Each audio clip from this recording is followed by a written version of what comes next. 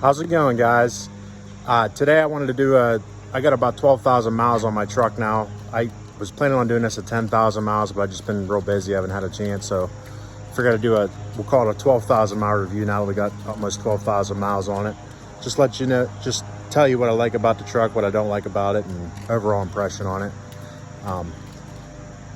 Be sure to subscribe to the channel. We're going to have some cool videos coming up here soon. A lot of you guys don't know this. I actually, I'm heavily involved in the trucking industry. I'm a third generation driver myself, and my family has a trucking company. So I've been in the trucking business since I was young. So I'm going to do a video coming up, basically the difference between semi trucks and the F450. Just give you guys an idea what that is. Just be an interesting video, I think, for you guys. I'm going to do some videos of forescan finally. I know I've been talking about it for a while, but I'm going to do that coming up here real soon. So make sure you subscribe so you don't miss out on any of that stuff. And then if you guys have any questions on this video, be sure to drop it in the comments and I'll answer them the best I can. So I'm going to go ahead and get started here. The biggest thing on everyone's mind with these F450s is versus the 350s is, I think, the fuel mileage. I know you guys have been keeping up on the fuel mileage videos I've done. I've done a lot pulling my big fifth wheel here, and went down to Florida and Myrtle Beach, not pulling anything, did some fuel mileage videos just driving around. Be sure to check those videos out. I'll put a link down in the description of those as well. But basically what I'm getting, I'm in Western PA. If I'm just driving around town, not doing too much interstate, I'm showing about 13.5, and that's hand calculated. If I get on the interstate, I'm getting about 15. And then once I hook up to my fifth wheel here, it drops down to about 9, somewhere between 7 and 9. It just depends on what I have in the fifth wheel. It's a toy hauler. If I'm loaded down heavy, I get like 7.5. And if it's just we're going to a campground or whatever, I'll get about 9. So just give you an idea on fuel mileage. Another big issue that people are worried about with these newer 2020 plus trucks is the 10-speed transmission. Just kind of wondering what the thought is on it. Overall, I like it. There's a couple things I'm not real crazy about, and time will tell as far as dependability goes. One thing I've noticed is at about 7,000 to 8,000 miles, my torque converter it's not really slipping, and it may be supposed to do this, but it didn't do it when it was new. But like when you put it in reverse, normally the trucks will, as soon as you let off the brake, they'll roll. This truck doesn't do that anymore for whatever reason. I don't know why. You got to give it a little bit of throttle to go. Maybe the torque converter worn down or what, but it still got the power on the hills, still got the power pulling. So that may be normal, just part of the braking procedure. I'm not sure. But all in all, I love the 10-speed. My dad has a 6-speed in his. My truck gets way better fuel mileage, even with his has 410s and mine has 430s. Mine gets way better fuel mileage than his. And the 10-speed, just like when me and my dad's pulling together, he's almost always lighter than I am too. I'm able to keep my RPMs up, and I just walk all over them going up and down the hills. And part of it is the 430s, but I think the biggest part, honestly, is that 10-speed transmission. Plus you got the higher final, or I guess it's technically a lower final gear ratio. So basically my truck is the equivalent of the 6-speed with a 410, even though it has 430. So all in all, I really like the 10-speed. I wouldn't buy a 6-speed, again, unless dependability becomes an issue. So that's the plus in my book. I really like the 10-speed. Another thing about the 450, if you're on the shelf, don't really care about the fuel mileage versus the 350s. So I had for those of you that don't know, I had a fleet side 350 before this truck that had 355s, and I got about 4 miles per gallon better on average, let's just call it. So I got about 20 on the interstate and about 15 around town in that 350, and that was a 2020 with the 10-speed. So basically everything was the same. It's just the gear ratio, and this one's a dually. If you don't care about any of that, the steering on these 450s is just phenomenal. The big difference versus my dad's 350, getting in and out of places, even just driving around town. Like there's some places we went down in Myrtle Beach, I was able to get in and out of parking spaces a lot easier than my dad. And moving the trailer and stuff around, I can get into real tight places. So the emissions on these trucks, I haven't had any issue. Uses very little DEF. Like, we pulled out of Florida the whole way from Florida up to Pennsylvania, and I think I used about 3 gallon maybe of DEF the whole way pulling the big fifth wheel. So uses very little DEF. And as far as problems with it, check engine lights and regenning and stuff like that, I haven't had any issues. I think I've only had a regen one time in the parking lot. I pulled in one day after work, and I actually got a DPF gauge enabled. I did it with Forescan. I'll show you guys how to do that in a future video, so make sure you subscribe. But like, I was showing like 95%, and it actually regened in my driveway, and it dropped down to 0, and it smelled like sulfur.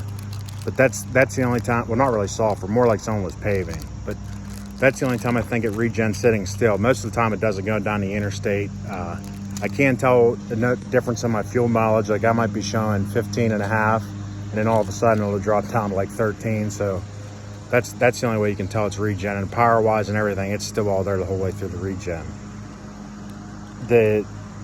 Another thing I love about the truck is, I keep preaching this, I actually made a video on that also, the adaptive cruise control. I don't think I'll ever own another towing vehicle without it. Basically, even with the big trailer, you just turn on your cruise control, set the distance you want back, and it maintains it. You don't ever have to touch the brake or the gas pedal. Like, use your head to make sure you're paying attention. You don't be running into anything because it could fail. So just make sure you're paying attention. Don't be falling asleep or nothing. But it makes driving a lot easier. And then now we'll get into the negative stuff I don't like about the truck. So the biggest thing I hate about the truck is the commercial Michelin tires. The thing likes to wander all over the road. These trucks are notorious for that. I played with fuel tire pressure. I didn't really notice a difference. The lower you go, it gets a slight better. It's not quite as bad. Like, if you get down around 80 pound, it's not quite as bad, but I think Ford, if I remember, recommends 90 in the front and 85 in the back. And once you get so far, you risk busting your bead and losing tire weight rating capacity, and making a lot of heat and potential for big blowouts and stuff. So I wouldn't really cut your tire pressure back too much. But honestly, it didn't make it. It made a very, very slight noticeable difference. So I wouldn't go cutting it back trying to fix that problem. From what I've read and talked to some people, the only way you can really fix that is to change them tires out to something that's not so, the sidewalls aren't so heavy, but then you're getting into cutting your weight rating back. So it's sort of something you got to deal with. Now that I've had the truck, I honestly don't notice it, but when my wife drives the truck, she notices it, and she complains about it till she gets used to it. Another thing I find issues with the truck is, I have an iPhone, and I have problems every once in a while. My phone won't connect to the Bluetooth, and I think it's just something that goes on. It may even be on Apple's side, because I had a Chevy before, and it did it with the Chevy too. So it may be something with the Chevy. And then the last two things I had, and I think they're sort of linked together. You guys seen the Centromatics video I did. It's I had a bad vibration, like between 72 and 80 mile an hour, and I dialed it into, it was in the tires.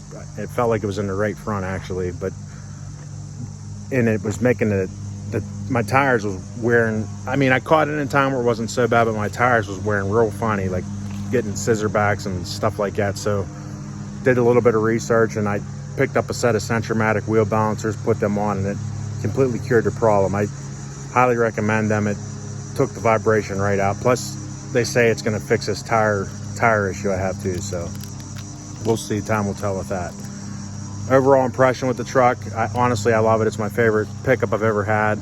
I'm still a Cummins guy at heart, but I hate Dodges or Rams or whatever you want to call them.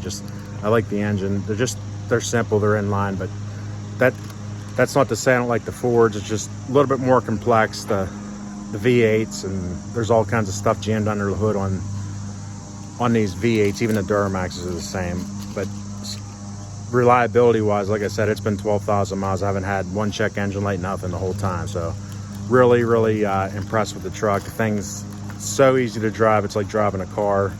Does ride a little rough, but I'm used to it. It's no rougher than any older pickup. Like if you had a pickup that was 2010 and older, 2500 or 3500, it rides the same as that. These new spring setups they have on these things ride so smooth, but then they got the helper springs in there where when you need the extra spring, it's there, and you don't feel the roughness because you're loaded down so heavy whenever you do need that. So I love the truck. I wouldn't take it back.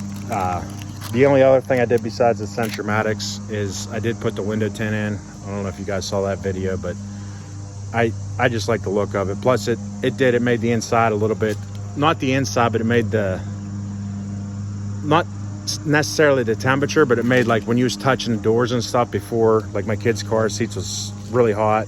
It doesn't burn them anymore, but it didn't really cut back that much on temperature.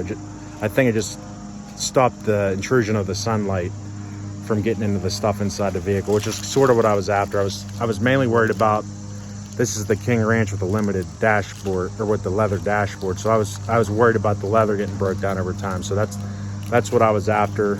If you guys didn't check that video, I'd check it out too. I'll put a link down to it also in the description. But yeah, that's it. I like the truck.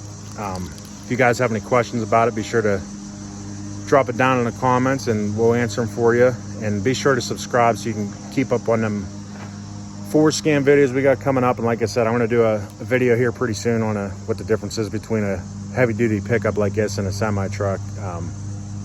Just sort of a fun video. I mean, obviously they're different, but there's a lot of similarities too. So if you guys found this video helpful too, make sure you like it and share it and do whatever you can do to help the channel out. It'll really help us out, make some cool new videos. And if you got ideas for future videos, be sure to drop it down in the comments and we'll do our best to make one.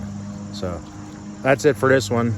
I hope you guys stay safe and enjoy the wonderful weather. We got a few more months left of summer and dreading the winter, but it's coming hopefully later than sooner, but we'll see. Till next time, you guys stay safe out there.